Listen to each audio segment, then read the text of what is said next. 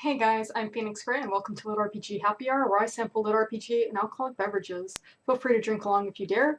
Today I'm going to be reading a sample of A Transformation, book 1 by Valery Starsky, and I will be playing a game with it called Cursed Alcohol, where I will take a drink every time there's a curse word.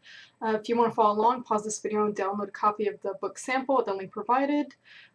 Or you can just take a drink whenever I do. As a disclaimer, I do not read every book that I drink to. This is all for fun and to spread the word about LitRPG and these awesome books. Having said that, let's get started. Today I am going to be drinking this Bailey's Pumpkin Spice Limited Edition. I picked this up at the liquor store a few weeks ago. I just opened it. I haven't tried it yet, so I'm kind of excited about this. I tend to like all pumpkin spice things. So we'll see how this goes. Anyway, Chapter 1, Transformation. It was a typical summer's day in St. Petersburg, and Yaroslav was trying to sleep in. He still had a couple of weeks left before the beginning of school in September, and normally would have been reveling in his lack of responsibilities, but instead he was filled with a gloomy sense of foreboding. It wasn't the fact that his parents were about to fly to London for 3 days and leave him alone that bothered him. They had left him behind plenty of times before. Also, the weather didn't bother him. Looking through the window, he could see the sun shining, the blue sky, and plenty of fluffy clouds. Actually, what bothered him was that an inexplicable, mysterious, and magical castle had appeared in the middle of Royal Richmond Park in London 2 days ago. Everything else was forgotten. North Korea, Syria, even the mighty and insidious Russian hackers. Every international news agency was talking about it all the time. It was the only news he could see on TV because people on newscasts and talk shows only talked about this event. Every single newspaper, magazine, or TV program was describing it as impossible, unthinkable, and indescribable.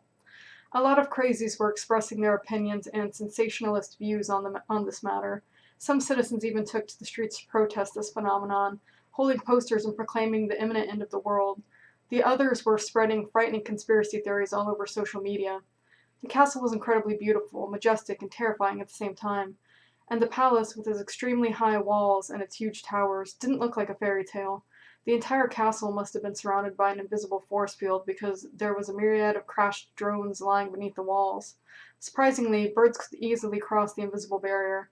A number of independent news agencies claimed that there had been several cruise missiles that struck the barrier in vain the night before. In response to the sudden appearance of the castle, the Royal London Society for the Improvement of Natural Knowledge had organized an urgent symposium. The world's leading scientific minds had been invited, which included Yaroslav's parents. Yar jumped out of his bed. He was a tall, athletic young man whose appearance was considered dangerous for single girls. The rare combination of jet black hair and big blue eyes, handsome features, and a well-developed figure. While his mom was making breakfast, his dad was making a boy into a man, as he used to say. For as long as the 15-year-old could remember, they would start every morning with wushu and then finish their sessions with hard shotokan. I probably said that wrong. Although his father loved martial arts, his true passion was quantum physics, hence the invitation to the symposium. Hey, gladiators, hurry up, it's time for a shower and some breakfast. Our flight is at 2 p.m., and it's 10 a.m. already, they heard Yar's mother yell, so they hurried downstairs. Luckily, there were no traffic jams, so they quickly got to Pulkovo Airport. As always, they parked the car in the lot near the terminal. While standing in the queue to check in, Yar got all the necessary instructions from his mom and 10,000 rubles from his dad. He also got an annual subscription to the shooting range, and while telling him this, his dad poked him in the chest as a joke and said, "We've been so busy with all this stuff that I nearly forgot about the subscription to the shooting club. Be responsible and don't throw any wild parties while we're gone." Now that his parents could no longer smother him with kisses, he walked to the open observation deck and watched the plane take off. He needed to figure out what he was going to do for the next 3 days he'd be by himself. He watched the white MC-21 as it slowly taxied to the runway and stood still for a while, and then began to accelerate. It slowly took off from the ground and rapidly went into the summer sky. Yar waved automatically. "Mom, Dad, good luck in foggy Albion," he whispered. And the very next moment he saw him. Everyone on the planet could see him. He was a huge elf with a beautiful face that was contorted in a grimace of disgust. He was dressed in expensive and extraordinary clothes, and he looked as if he had come off the screens of a fantasy movie. "You cretins," the Titan shouted. "You forfeited all rights to this world, and your defective civilization and savage lifestyle will go through the transformation. Listen up, I won't repeat myself. If you survive and manage to preserve your sanity, you'll become the property of Eler, of the White Branch, who is now the great governor of the Blue Planet. You must reach the newest teleportation portal, which will appear after the transformation. Oh, sorry. The nearest transportation portal, which will appear after the transformation, and proceed to the regional distributor. When you get there, each of you will have the opportunity to serve the great governor in one way or another. Those who dare oppose the power of the great governor will become the prey in the next hunting games, along with everyone who is transformed. A bright flash of light appeared for a second, and then it faded away. In that moment, Yaroslav witnessed the end of the world. The teenager stood alone on the observation deck, while every man, woman, and child around him was being cut down. Planes were falling from the sky, and loud roars could be heard. Mom! Dad! Yaroslav didn't remember how long he'd stood there. He couldn't cope with all this, and he almost cried. Maybe a few seconds, several minutes, or an eternity passed by. Lost in his reverie, a powerful explosion behind him snapped him out of it. He was knocked down and stunned at the view. The wreckage of a huge airliner crashed into a track near the terminal. Smoke and giant ash clouds were everywhere, but something was flickering before Yar's eyes. Not being aware of it, he was already helping the people that had been injured. As he was checking on them, Yar realized that they were all alive but unconscious. 2 airport security guards were lying nearby, and both of them were fully equipped with a Kalashnikov rifle, a pistol, and a bulletproof vest. Yaroslav tried to make an emergency call but failed as his phone couldn't be turned on. Even the guard's radio showed no signal. Jesus, what's going on here? He noticed a slender girl nearby, probably around his age, with an iPhone in her hand. Yar made a few steps toward her and saw that she was very pretty. He would have loved to go out with such a beautiful girl and make all his friends green with envy. Her face was peaceful, as if she were asleep. Her phone's dead too, damn it. He adjusted the young girl's skirt, put her bag under her head, and felt for her pulse in the way he had been taught at school. Her hand was warm and her pulse was normal. Was this a new weapon of mass destruction? Perhaps this was some sort of massive EMP that fried all electronics and affected people, too. The girl jerked up so heavily that it made Yar jump in surprise. He watched as her skin became darker and her blouse and skirt tore up at the seams. She started shaking and contorting. Yar rushed back to the security guards and desperately tried to wake them up, but nothing worked. He yelled at them, pinched them, and even slapped them, but it was all in vain. Shit, Yar swore, and turned to what had once been a teenage girl. There was almost nothing left of her delicate, pretty form. There was only a horrible monster, reminiscent of the movie Alien or something even more horrific, that now had a layer of a black chitin on its skin. Alright, so that was the first one. Finally gonna get to try this. It smells good. I mean, it smells like fall. It is not fall. It is, what is it? It's March, coming up on spring, or it is spring. Probably should have saved this for fall, but...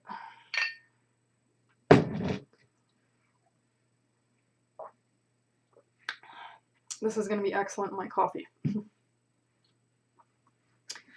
I don't know if you can hear like this weird like scratching noise. Someone in my apartment, I don't know if it's their air conditioner or if someone's just an asshole, but it sounds like someone put like a bunch of rocks in somebody's washing machine and turned it on, and it has been going for like all day long.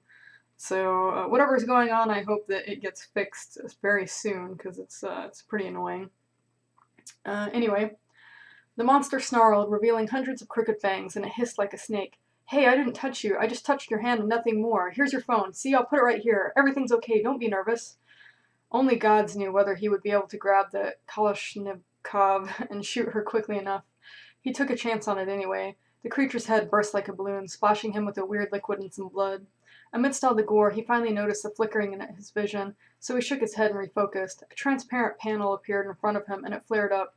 Attention! Global Blue World Achievement, the first hunter, obtained by Helit, no name and little brackets, for making the first kill on Blue World. Rewards, unique ability, Shadow, 2 unique skills, 500 points of chaos, title, the first hunter, 500 gold, choice and distribution, intuitive, random, personal, well, intuitive/random/personal. Yar was shocked. He didn't understand what was going on. He cursed out loud and realized he was trembling. He didn't think it over much, instead guessing what he should do, and made his choice. He only wanted to get rid of the panel as fast as possible. I'll deal with it later, if I survive, he thought to himself. In that moment, Yar realized that his body and mind were beginning to change. A sense of tranquility overwhelmed him. It was as if he had been struggling under a weight, and then suddenly managed to get rid of it. His vision and other senses improved in a strange way, and became superior to what they had been before. He didn't need his glasses anymore, because his vision was crystal clear now. What's happening to me? Yaroslav asked in surprise. Suddenly, Yar sensed danger behind him, but he managed to dodge it by rolling to the left. An abominable monster landed where he had just stood. Yar fell to one knee and fired a 3-round pop into the skull of the monster before it had a chance to turn around. As another body on the ground nearby began jerking, Yar stepped up to the security guards and took their weapons. Now his inventory contained a rifle, a pistol, and a decent amount of ammunition for each of them. Yar looked around, and he was horrified when he realized that he was surrounded by the jerking bodies on the ground that were transforming into monsters. He turned around and shot 2 of them rushing toward him. Then he boldly jumped over the parapet and landed on the roof of a shuttle that moved passengers around the airport. From there, he jumped from the roof and sprinted towards some planes parked far away. He was heading to the nearest plane, a huge Airbus A380. There were no passengers on this giant plane, and one of the hatches was open, with a ladder attached to it. As he got to the bottom of the ladder, he stopped and looked around. The herd of creatures racing after him was still around half a mile away. This is the creepiest thing I've ever seen, Yar thought. The fact that the herd of creatures was approaching him made him finally realize that the world he had known no longer existed. In that moment, he promised himself to do everything he could to survive in this new world. There was a train of trolleys for luggage transportation under the fuselage, and near the closed cargo hatch. Just then, he saw something behind it that made his blood run cold. A bunch of creatures was tearing apart a corpse when they noticed Yaroslav, and then their bloody snouts turned in his direction. Scene break. A few minutes earlier, London, England, the great governor's palace. A huge amphitheater was filled with light coming from a transparent crystal roof. It resembled a green field covered with magical and lovely flowers, some small, colorful birds, and a myriad of butterflies. There were several cascades and waterfalls with a rainbow above them, which made the space look like a natural crater in a dormant volcano. All 36 governors of the world's White Branch clan were sitting and waiting patiently, each of them in his own apartment and on a different floor. Personal guards, servants, and concubines were standing behind every throne. There was some colorful stones arranged as the solar system and skillfully made into a mosaic underneath a shiny dark floor made of glass, and interspersed with diamonds in the shape of a star. The third planet from the sun was the subject of a realistic projection 10 meters away. The oceans, the continents, the mountains, the cities, and even the landscapes could be clearly seen on the pictures. Eler, the 37th governor of the world's White Branch, and Ali, the Twilight, his chief magician, were standing next to the illusion that Ali was conjuring. There was a man in chains near an iron portal. Ali stretched out his hands and addressed the governors. The 37th governor welcomes the great governors to the Blue World. This promising planet has joined the belt of worlds of the White Branch clan. The transformation's finished. Ali stopped and made a gesture to the governor. Eler smiled and looked satisfied. He was about to be rewarded for his hard work. He wanted to rest, pay a visit to his concubines, and luxuriate in the pool, but first he had to take care of one last thing. The governor drew his shining sword and prepared to pierce the prisoner's chest with it, but just then he was interrupted, along with everyone else in the world, by a message from the magic matrix. Attention! Global Blue World Achievement. The first hunter attained by Helit, brackets no name, for making the first kill on Blue World. A heavy silence ensued, where only the sound of the waterfalls could be heard. No! Eler the Light howled while dropping the sword he was holding. I was to be the first hunter. A white-haired elf rose up from his throne and approached the railing. It was the wise Tark of the White Branch, one of the clan's forefathers.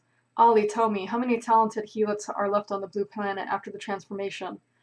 The magician bowed and put his head on the oracle globe. He looked shocked and pulled his hand back, repeating the process, apparently double-checking what he was seeing. He stood still for a while, but then he opened his eyes and cried out in a screeching voice, 76 million! The people were stunned, but they quickly came to their senses and began shouting, clapping their hands, and laughing. Silence, Tark ordered, so loudly that the wall shook. That's almost the same number as all our worlds combined. Maybe you've made a mistake, Ali. No, sir, there's no mistake, the chief magician of the Blue World said with a low bow. Tark instantly moved to the blue globe and repeated the chief magician's gestures, but he ultimately had to confirm that statement by nodding his head. The Matrix reports that there really are 76 million Helits.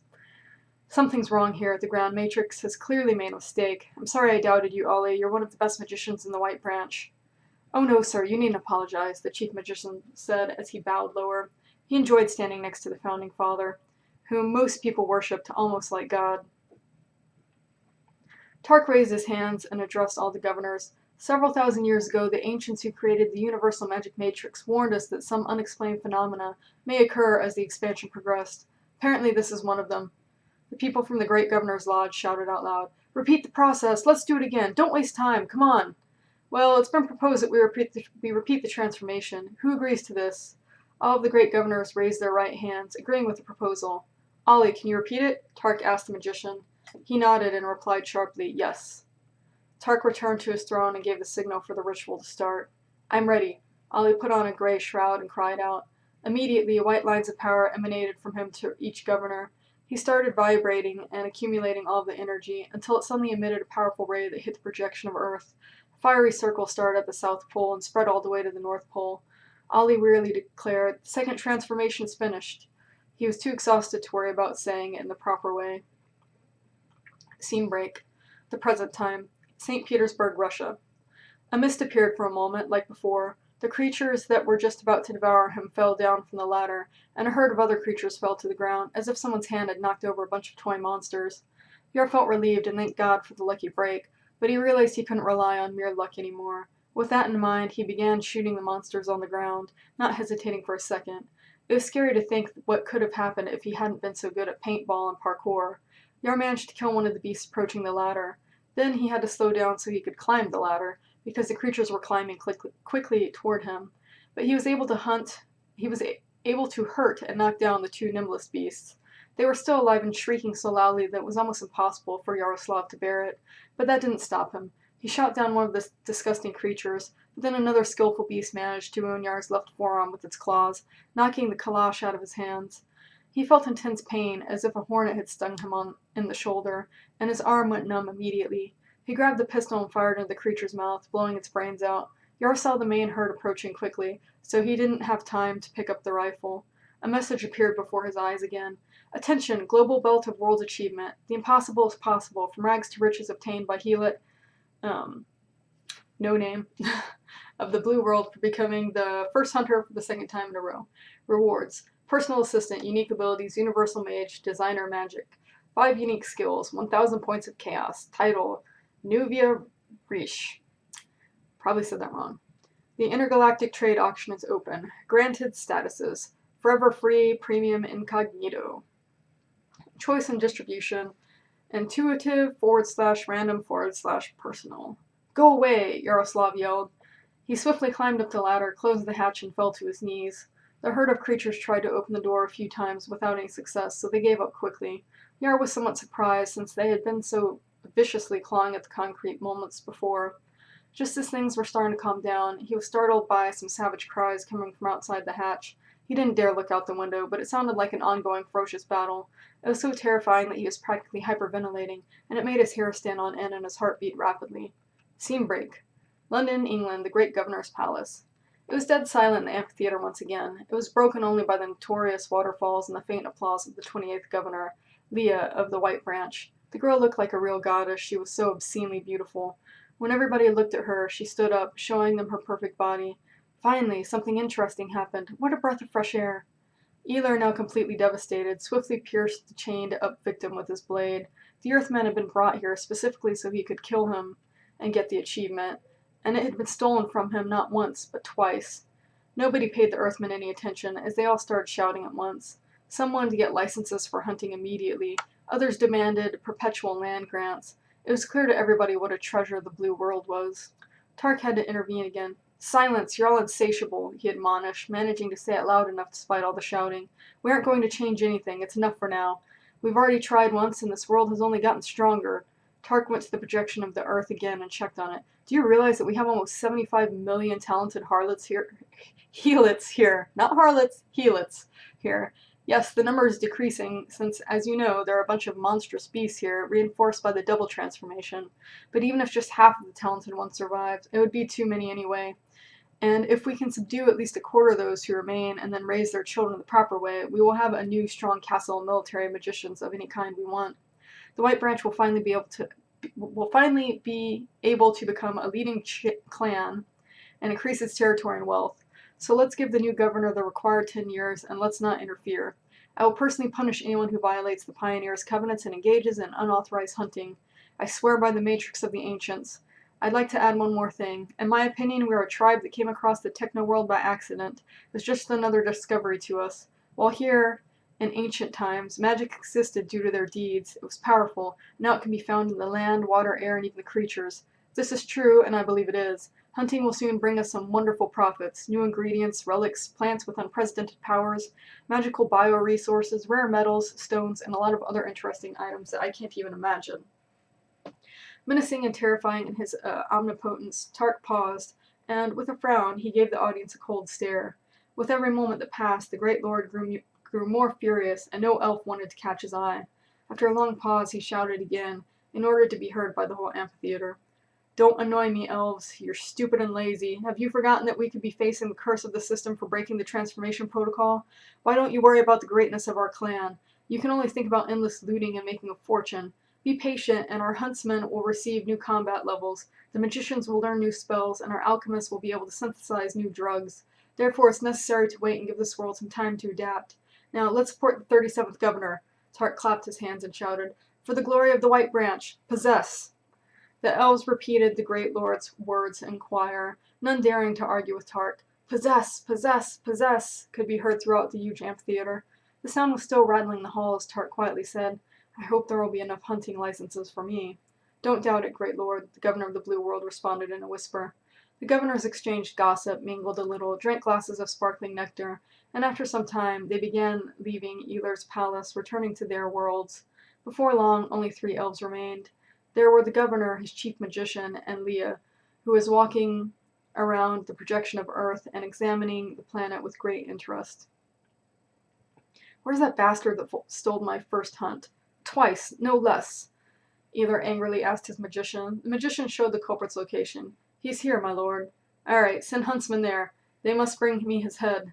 Please reconsider, your excellency, Leah interjected. Why only his head? Order them to bring him in alive. I will pay a great deal for him. Agreed, Eler muttered. Nobody could refuse the beautiful Leah. Thank you, dear Eler.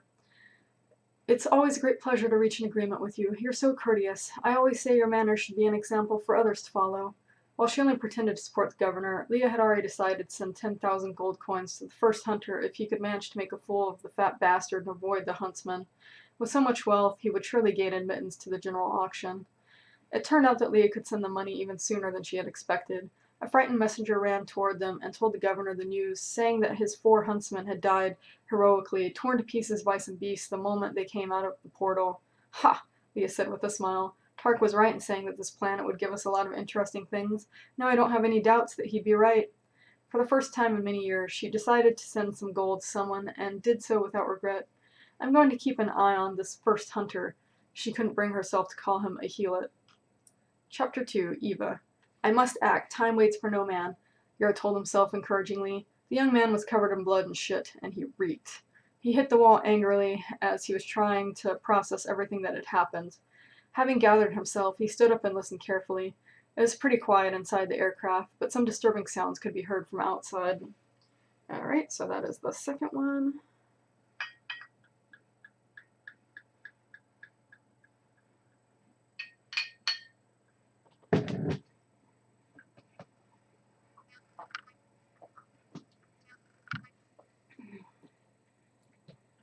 Well, I need to do something.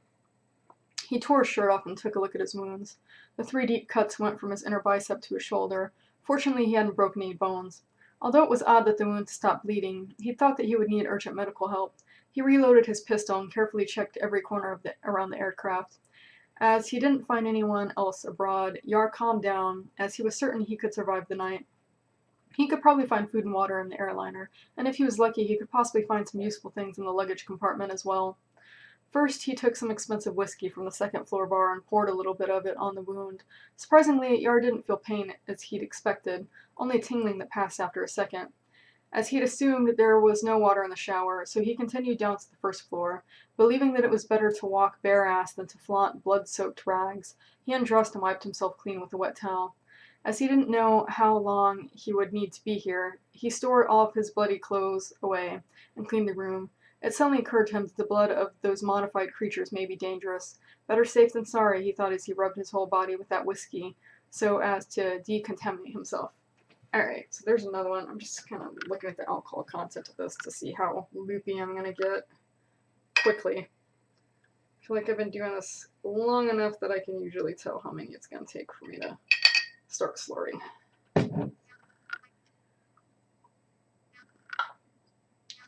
probably coming soon. Alright. What's I on? Okay. He was amazed by the luxurious first class, which was both visually stunning and incredibly comfortable. Yar carefully blocked the aisles with service carts to create a cozy mini fort, covered himself with a soft cashmere blanket, and immediately fell asleep in one of the individual suites. When he woke up, he didn't want to open his eyes, hoping that it had all been just a nightmare. But his hope disappeared as he realized that he was still in the airliner. Looking out the window, he saw a typical St. Petersburg summer night. It was that time of the day when it wasn't bright anymore, but it was not so dark yet. Dusk. Aware of the horrible reality waiting from outside, the young man was thankful for being alone and safe. Yar cautiously crept up to the window from which he could see the ladder, and he glanced outside for a moment. The creatures were gone, and there was a gray haze visible over the airport. Yar also noticed his lost rifle, but decided to keep the hatch closed for a couple of days. It was still too dangerous, and the weapon was unlikely to disappear anytime soon. The growling of his stomach reminded him that he hadn't eaten since lunch, but he didn't want to wander all over the airliner in the twilight. Fortunately, the bar was right next to his suite. He came across a Zippo lighter straight away. It worked, and most importantly, it produced light.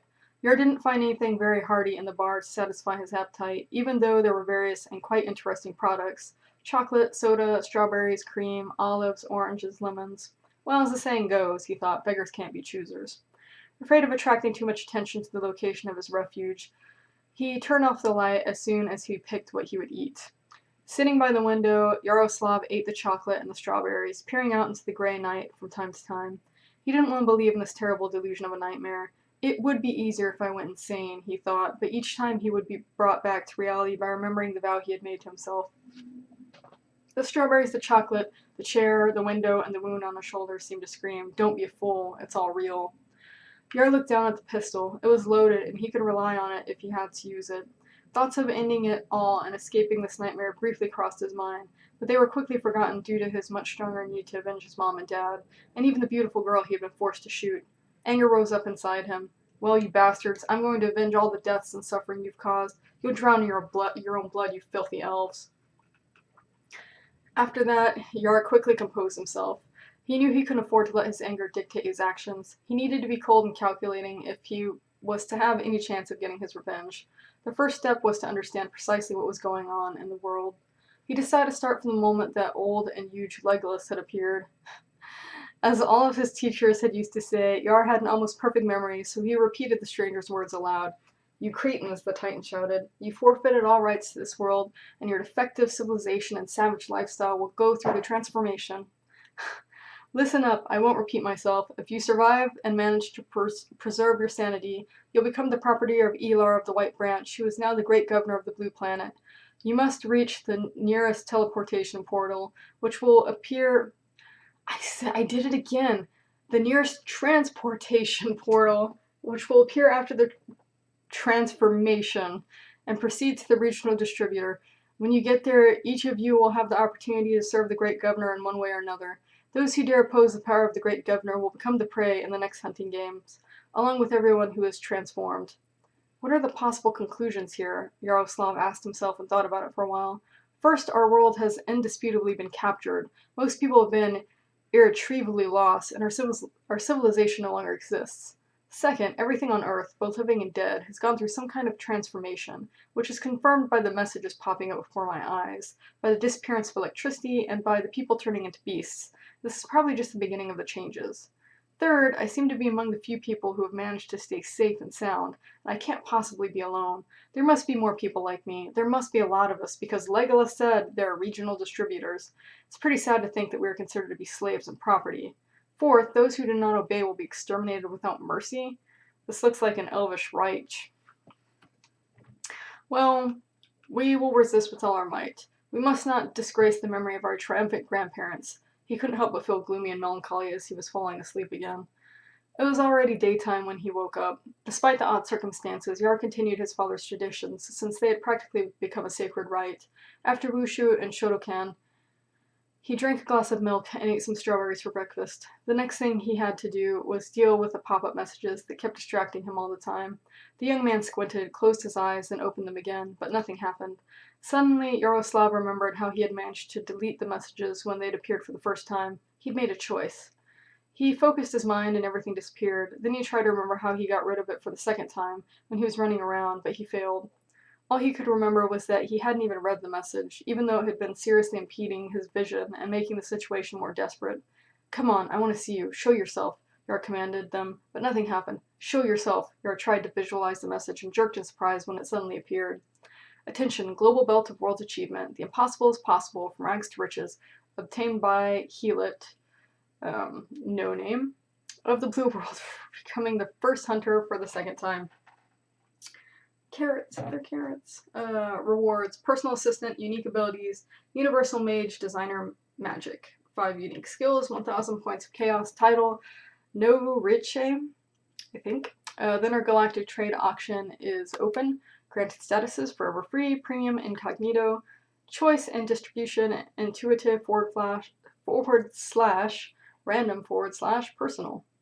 He carefully read the message several times. The choice and distribution functions was still active, with the options highlighted in green. So I've somehow become the first hunter twice, and all of these awards, gifts, and titles are mine? Damn, is this a game?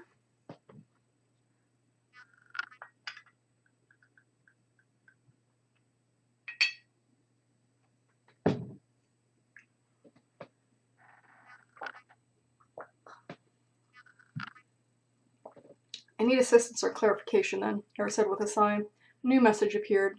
"Your personal assistant is ready to help you. The available modes are voice, image, thought, and combined." "That's it," Yar exclaimed. "The combined mode." "Accepted," a robotic and cold voice said, sounding similar to Yar's own. "Sink or swim," Yaroslav thought. "Assistant, can I change your voice and give you a visual image?" "Yes, of course, master," the robotic voice answered. "Then your voice should be pleasant and female." And as for the image, he imagined the girl he had been forced to shoot. He remembered her very clearly, since it was an image that he would remember for the rest of his life. A very realistic girl appeared in a nearby seat within a second, startling him so much that he cried out and almost fired a shot at her. The girl from the observation deck was sitting across from him and smiling. She was so lifelike, fragile, and beautiful. "Is this all right, master?" she asked, making herself comfortable in the chair. The young man nodded, like a puppet. What more could a young man sitting next to a beautiful girl do? Solaris is nothing compared to this, Yaroslav thought, pulling on the blanket and hiding his naked body. The girl lowered her eyes, blushed, and covered her lovely green eyes with her palm gracefully, which made it seem like she was flirting with him a little. Damn, the young man was so stunned that he couldn't help but swear.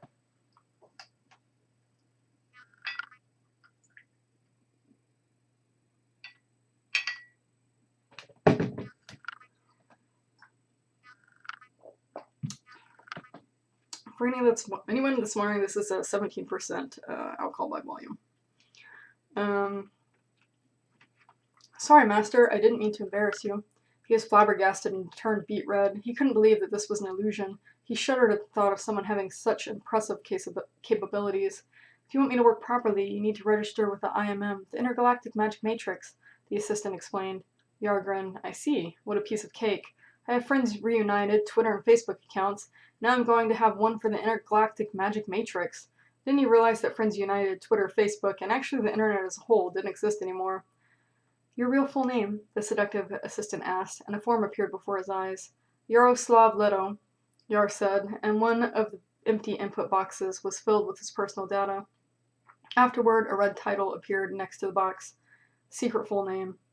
At that very moment, mist appeared over his name and thickened until it was completely absorbed.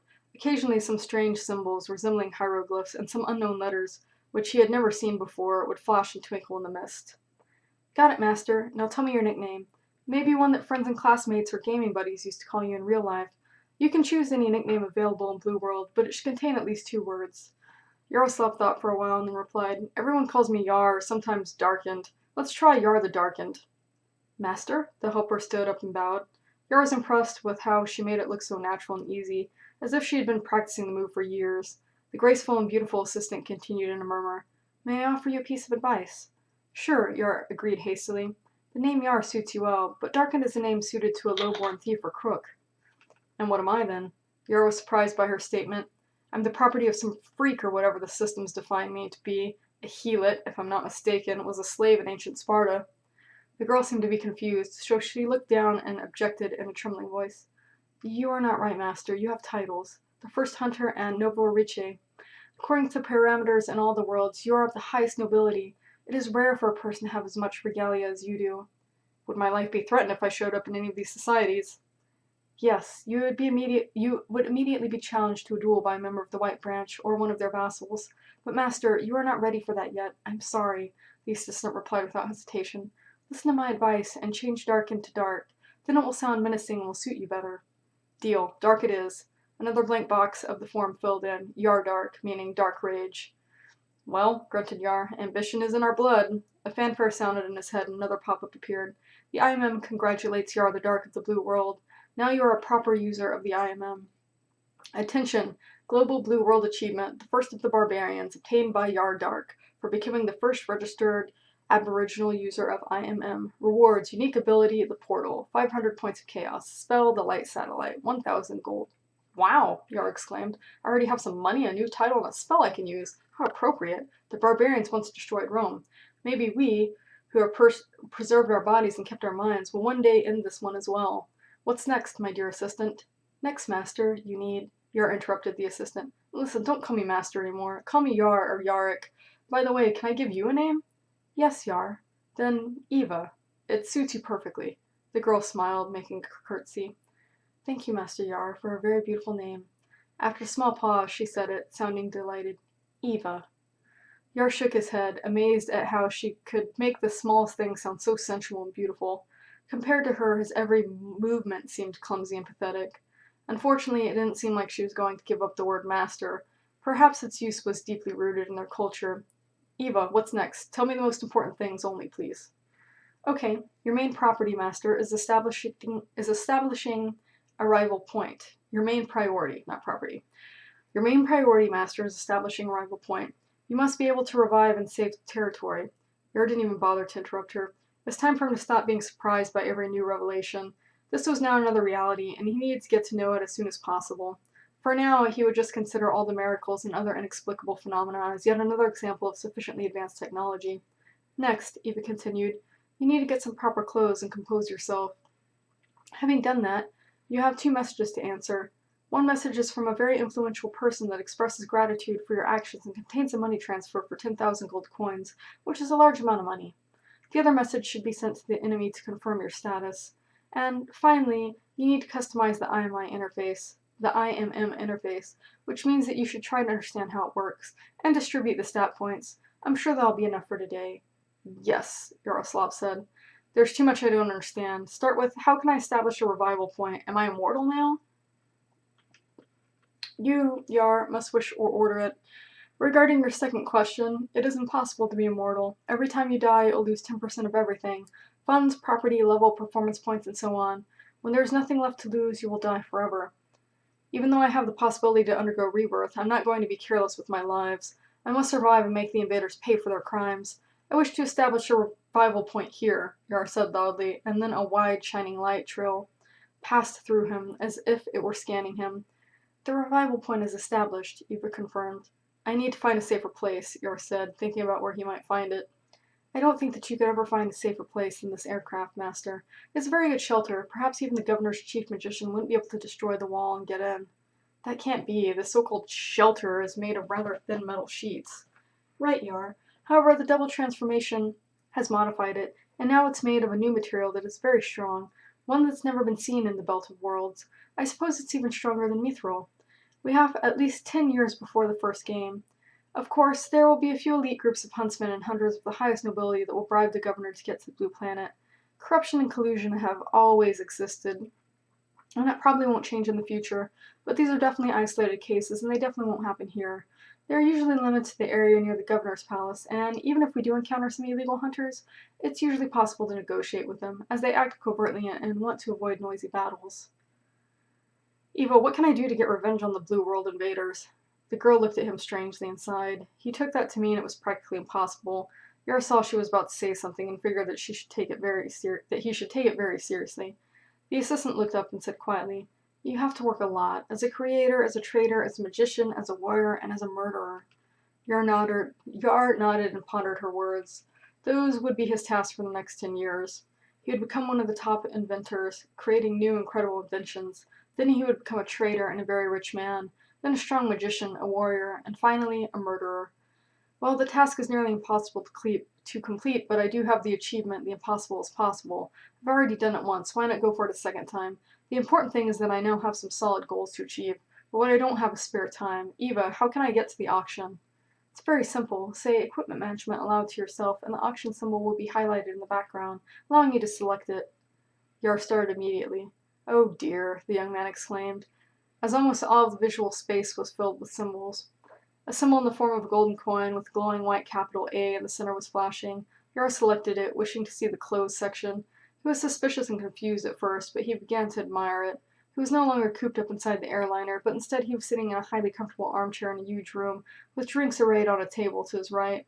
On his left he saw the words, "No debts," floating in the air, and on the right was a similar laconic tag that read, "State of the account." Under the latter sign, the amount of 12,000 was written in gold numbers, with a gleaming, spinning gold coin next to the last zero. But the most impressive thing to him was his virtual twin avatar, standing without any clothes on, 10 meters in front of him. Various garments rushed by at arm's length, costumes, suits, dresses, and uniforms made of unbelievable colors and styles. Sometimes Yar pointed to the object he liked or that surprised him. It would immediately appear on his twin. The avatar could walk and bow, even do pirouettes. If it was dressed in armor or something similar, it would command an army and do some field exercises. When Yaroslav got used to the interface and became more self-confident, thanks to the wonderful drinks the auction had offered him, he came up with a new idea. "Show me the most expensive item." It turned out that the most expensive item was a piece of clothing made by the legendary Bay the Shamrock, if the magnificent article of clothing could even be called a garment. Yara was astonished by its capabilities. It had an incredible range of modes, from thin gemstone bracelets to a full spacesuit. It could be modified into whatever you needed. Of course, the price was equally astonishing. Curious, he looked through all the other items by Vay the Shamrock that were available. At the end of the collection, he finally found something he could afford, the master's last work, which was called Lion. It was a piece of a chewed-up leather or rubber that had been put in a simple wooden box. Although plain, the box was a perfect example of peak minimalism. Well, that's a disappointing load of crap, Yor thought, and suddenly heard a grumpy, irritated old man babbling. It was like an oral hallucination. What a fool. Is crap a curse word? It is today.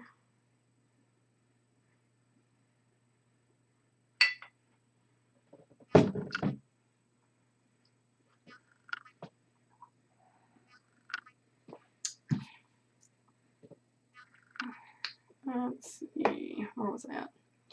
Currently, the item costs 3,500 gold, even though 1,000 years ago the first sale had been for 3.5 million. The item seemed to be cursed, as there was a lengthy list of previous owners that had been harmed by it, including a few fatalities. That never sounds good. But Yar wasn't deterred by this, as he was confident that this was his chance. It made no sense for some reason. He felt the need to own the box. It made no sense, but for some reason he felt the need to own the box. "I'll buy it," Yar loudly proclaimed, pointing to the last work of the legendary master. "The artifact lion has been sold to Yar Dark. Are you ready for public status, or will you use the anonymous status?" "Anonymous," Yaroslav said immediately. There was an odd noise. The gold was subtracted from his account, and then he heard the noise again. Title Novarich has activated. The auction gives you a 10% discount, returning 350 gold to your account. "So, the title works well," Yar said, looking around. "Where is my purchase?" All valuables are always stored in a private subspace inventory. If you want to withdraw or use any item, you need to summon it or enter the storage through the visual image. You'll find it if you go through the equipment icon. I'm definitely having a hard time not slurring right now. Yar summoned it, and a wooden box appeared in his hand. He opened it carefully, revealing the nondescript chewed-up piece of rubber. He listened to his instincts once again, taking out a small Swiss Army knife, which he always carried in one of his pockets, cut his finger, and squeezed out a few drops of blood on the homely piece of rubber. Suddenly, the piece turned into a glowing cube. "It looks like this guy's got some good ideas. What do you say, Eva?" a grumpy old voice sounded. Yar looked at his assistant, who was strangely silent. The beautiful girl seemed to be doing her best impression of surprised Al, with her eyes wide open. The young man went down on one knee and said confidently, "Master Vay the Shamrock, I want to become your pupil." "How did you know?" asked the imperceptible ghost of a sturdy old man. Somehow the idea just came to me. I don't know how exactly, said Yar, shrugging his shoulders. Very strange. And I must say it came at a most convenient time. The ghost shifted toward Yar and placed Yar's head into his transparent hands. Bay the Shamrock grunted happily and said, Well done, young man, well done. You have great skills and a bright mind. What else, what else? Oh, yeah. I sincerely sympathize with your grief. A lot of things in this world have been lost, but we gain many things as well. Yeah, something like that, something like that. I still have something more to say. Oh, my poor head. Here it is. Your request, young man. The old man exclaimed happily, smiling as if he'd won the lottery. In this world of tough competition, magicians rarely have pupils. If they do, it is always one of their cousins. This tradition has existed for a long time. Trust me, it'd be difficult to be trained by a master as myself. What's more, it'd be very dangerous, even deadly. Practically no one knows of your existence right now. But what would happen if the White Branch, which has enslaved your world, learned that the first hunter, an insolent upstart, had become Bay the Shamrock's pupil? What would happen next? I think you can guess. The great hunt would begin, and it wouldn't just be the White Branch participating in it, but all the worst communities of the Belt of Worlds as well. Yaroslav bowed his head. The news wasn't good, to put it mildly. Yar, the so-called Dark, Bay continued. Don't despair. You're too young to be easily discouraged. I like you, my audacious and clever boy. So I'm not saying no, but I'm going to give you some instructions. Work on yourself and surprise me. Then maybe I'll accept you as my pupil. Anyway, I owe you one since I've been stuck in this case for 1,000 years. What should I do? Yar asked, clearly confused about the situation. You should do what is expected of you, young man. You needn't invent anything new. Any great thing can be achieved with hard work, creative anguish, ruthless repetition, pain, and self-deprivation. Maybe I forgot some of the components in the universal potion of success. But those are the most important ones. So go ahead, my hopeful student, and good luck to you. Don't look for me. I'll find you when you're ready. See, I'm not senile yet. I can still think for myself. And one more thing. Take care of Lion. He's the best thing I've ever made. He'll help you. The old man laughed as if you were young again. And he can give you a kick in the pants if you get lazy. Try to follow his and Eva's advice. And don't forget to develop the abilities of these two as well as your own. They are now, after all, your team, almost your family. Seems like a pretty good farewell speech, don't you think, lad? The old man chuckled as he saw Yar's astonished expression. Okay, my little cousin. I'll go wander through this new world. I can't wait to live as a vagrant. Bay the Shamrock said his last words and then vanished, as if he'd never been there at all. Chapter 3, The Cold Twin. Oh, this is messed up, Yar blurted out, still staring at the space where Shamrock had been. He had to run his hands through it to check if he was still there, as if not believing his own eyes. Nothing, absolutely nothing. Emptiness, Yar thought. This looks like a fairy tale with elements of horror. Can I survive all this? Yar breathed deeply in order to calm himself down. He looked at the artifact he'd brought and suddenly felt anxious and dizzy. Yar sensed that something wasn't right.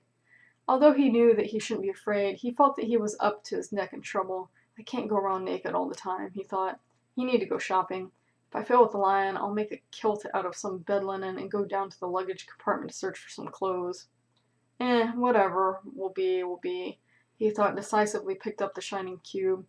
It was hard and cold, as if it were metal. It suddenly became obvious that it wasn't. Something made of metal doesn't melt when you touch it. The substance started melting all the way to his wrist, where it formed a thick, shining bracelet with complex patterns. When the process was finished and the bracelet finally solidified, Yar heard a quiet, tired, and harsh male voice inside his head. The voice seemed commanding. Lion, the Eternal Defender, reporting for duty. Master Yar the Dark, I am at your service and always will be. Great to have you aboard, Lion, Yar said. He was about to say something else when Lion rudely interrupted him. Great? That depends, Lion laughed. Master, please stop talking, or you'll probably damage your respiratory and reproductive systems. Yar's whole body started itching. Listen up, Master, the voice continued in the same commanding tone. You must stand still, don't twitch, and be patient. Breathe through your nose and don't panic. If you follow these instructions, you are unlikely to get injured. Think about something good, sublime, or beautiful. It bothered him greatly that he was trying to calm him down, and that he kept saying the word unlikely. No way, he's just joking, Yar thought. I mustn't panic. I should think about something sublime and beautiful. Maybe Eva, for example. No, that won't work. I shouldn't think about anything too sublime or too beautiful because now I'm sweating a lot. I just want to scream help. The commanding voice inside Yar's head exclaimed, Stop clowning around. Think about how it feels to be in love, or about Eva at least, or both at once. These thoughts will do you good. Everything else is just a waste of time. So he can read my thoughts as well? Damn it. The commanding voice continued the procedure, not paying him any attention. Attention, Adaptation 1, Phase 1, Interface 2, Phase 1, Modification 3, Phase 1. A mournful voice counted down. Holy cow, Yar thought. Now I'm scared. I don't want my voice to become high-pitched. 10, 9, 8. The bracelet on his wrist was now moving as if it were alive, changing its color to black and glowing from the inside out. This black mercury streamed down Yar's body and covered it in a heartbeat. Yar closed his eyes out of fear. He was completely certain that this wasn't a good sign, as he was in incredible pain and scared half to death. Damn it, I always wanted to be an astronaut. Those guys in spacesuits at least know where a rocket will take them. And now I'm just a guinea pig for some magical artifacts? No. I don't know anything at all. I must be an idiot. Some adaptation, interface, modification, phases. What's it all about? I know the moon has phases. Electricity has 3 phases or something like that. Now it seems I'm going to have them too. As a rule, the worst things always happen first. A wild and intense pain suddenly overwhelmed him. Yar wanted to yell, but his mouth wouldn't open. He thought of running away, but how? His entire mind was frozen, and he felt like a metal statue. He couldn't even move his nostrils. He wanted to seek oblivion, or to just be put out of his misery and die. He felt as if his whole body had been pricked by millions of needles, even his eyes, fingernails, and teeth. The electric discharge was finally finished. At last, the pain receded. Yar collapsed. His ears were ringing, he felt dizzy, and his extremities were twitching uncontrollably. His arms and legs went numb, and the skin on his entire body felt rather sore, but he was relieved that the pain was gone. What a relief, I can finally rest. Yar was lying down, still afraid to move a finger. What if the pain comes back? At that moment, Lion spoke from inside Yar's head. It's done. I'm sorry, Master. I'm sorry for all the pain. There was no way to connect to all of your nerve endings. Yes, I could have numbed the pain for the procedure, but if you'd known about the loss of 30% efficiency, you wouldn't have agreed to it, I'm sure. Immediately, Yar grabbed his intimate part, and he was greatly relieved. What a joy! They aren't square or triangular. They seem normal, he thought as he continued to fumble around down there. He didn't want to say what he was actually thinking, or of, so he wouldn't look like a mama's boy. He also didn't want to discuss the topic of the possible independence of his artifact. I gotcha, Lion. Yaroslav looked at himself with his mouth open. He was wearing a breathtaking black uniform, something between a parade uniform and protective military armor. I could pass as a space fleet admiral. Very impressive. He took another look at it and noticed a colorful stripe between a coat of arms and some complex symbols on his upper left side. Yar touched the image. Immediately, all of his recently achieved accomplishments and titles materialized before his very eyes. Oh, these are the signs of my rank. Cool. There was a short sword attached to his fashionable belt. Yar touched its handle, and instantly another message appeared. Weapon name, the Sword of the High Aristocracy. Blue Liang. Scalable, indestructible, can't be lost or stolen. The main stats and upgrades are available upon reaching Adaptation Phase 4, Interface Phase, say that 10 times fast, 2, Interface Phase 2, Modification Phase 2. Again, these incomprehensible messages. What do they even mean? I'm sick of them. I should ask my assistant what they are. But something inside me keeps telling me to evolve myself and reach new phases. Yar wanted to try something different, so he moved his hands and feet and squatted several times, realizing the uniform was perfect, as if it had been made just for him. You look good in that uniform, Eva said absent-mindedly. The young man looked strangely at her. For some reason he blurted out, Why are you sitting around if this doesn't concern you? Yaroslav immediately felt bad after he said that. He remembered his mother. It was the phrase she would use when she saw others sitting like that and doing nothing. The young man was barely able to hold back his weakness and tears. Eva pulled him out of his stupor. I was afraid for you, and for myself, of course, because if you die, then I'll die too. I was worried about Lion. He wouldn't hurt you. I wasn't worried about Lion. He wouldn't hurt you. Activation by blood is not just about jotting down a signature. Honestly, I was very worried about you meeting Vay the Shamrock and talking with him. I thought everything would be over, and I wasn't able to help you. You see, Vay the Shamrock is a very notorious man. He has more than 2,000 registered duels, or more precisely, 2,042, and not a single surviving enemy. He's very dangerous, you know. What about the guaranteed revival? Yar asked in surprise. Eva shook her pretty head. The fact is that the usual rules don't apply to this man. I don't know why, and no one else really knows either. But I do know that you're very lucky to be alive after meeting him. That's weird. He seemed pretty cool to me, Yar said. Eva laughed. She had a twinkle in her eye and lovely-looking dimples. Yar was sad and somewhat disgusted by this. Oh, what beauty. Ruined, he murmured dejectedly. He sighed and then asked, I wonder, do you have any idea about how such a powerful magician got locked inside his own latest creation? Eva shrugged her shoulders. Maybe he got in over his head with a poorly executed experiment, but the more I think about it, the more it seems like he escaped from his numerous and powerful enemies he'd made along the way. A mistake in some calculations led to his imprisonment in such an unusual trap, she continued.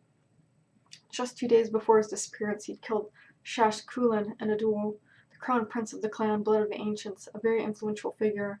As I heard it, after that, the highest nobility decided to ignore general etiquette and hunt him down, despite the rule about holding grudges after duels. Yaroslav snorted and interrupted her. Eva, does the clan Blood of the Ancients exist today? Sorry for interrupting you. Go on, please. It does, master, and it's still influential. And of course, they will take revenge on the Shamrock if they learn about his return. And by the way, master, you could earn a whole fortune, a very large fortune at that, by selling a recording of your conversation with him. The members of the clan Blood of the Ancients are madmen. To be honest, it's a very dangerous clan, but they always pay fairly and generously, and I believe we would be paid really generously. You've got a recording? Yara asked in surprise. Of course, both of us do. I was worried about what was going to happen, because he would normally murder all of us. Well, he didn't. You're wrong. And we aren't going to sell anything. Destroy the recording right now. Do it. You're ordered. Both recordings, master? Yeah, come on, don't question my methods. It's done. You are amazing, Eva said, peering at Yara as if she were just seeing him for the first time. The vast majority of the reasonable residents of the Belt of Worlds would have acted differently. I don't care about them. They only serve as an example of how not to act. I don't respect traitors. What did you think was going to happen? I beg him to be my teacher, and then only an hour later I betray him? Everyone hates traitors. Even traitors hate other traitors. They always end up suffering the same fate, buried in an unmarked grave or running for the rest of their lives or forgotten, which is much worse than the first two options. And why did we survive the Great Shamrock? Well, I think differently than you do. Please, don't be so naive, Eva. You surprise me. It's probably just the first of many trials, as you say, the legendary artifact has in store for us. And if we had sold this information, it would have certainly been the end of our little journey. Somewhere nearby, he heard a loud, straightforward laugh. You've surprised me, Yara the Dark. You've surprised me quite a lot. It's a pleasant surprise at that. I'm leaving now, the boy said. Come on, lad, open the door of this fortress for an old man. Not strong enough to open them yet, the voice said loudly. He recognized Faye's voice. Nice locks you have, a voice said behind him. Dear boy, look for power crystals. I believe there's a bunch of them around here. Let me make it up to you. Consider this a reward for your wise thinking. Yara saw a whirlpool of blazing symbols as they emerged and disappeared. At the end of the runway, a small flash seemed to blink, and it grabbed his attention. Then a silhouette emerged from it and waved its hand. Yara waved back. That's real magic, the impressed boy whispered. I wonder if I will ever be able to do the same. Alright guys, this is the end of the sample. Again, that was Transformation, Book 1 by Valery Starsky. I thought this was an incredible read. I'm actually going to buy this book. It didn't impress me that much. It has so many unique things to it. I feel that the story of the other world is very well thought out. You know, elves are usually like the good creature. It's kind of like really cool to see like elves being the bad guy in this. Yeah, anyway, I thought this was incredibly well written and well done, and I'm looking forward to reading the rest of it. Anyway, if you feel the same way, you can buy the book at the link provided below. Anyway, I hope you guys have a good day, a good night, a good week, a good weekend, whatever time it is that you're watching this, and I will see you next time.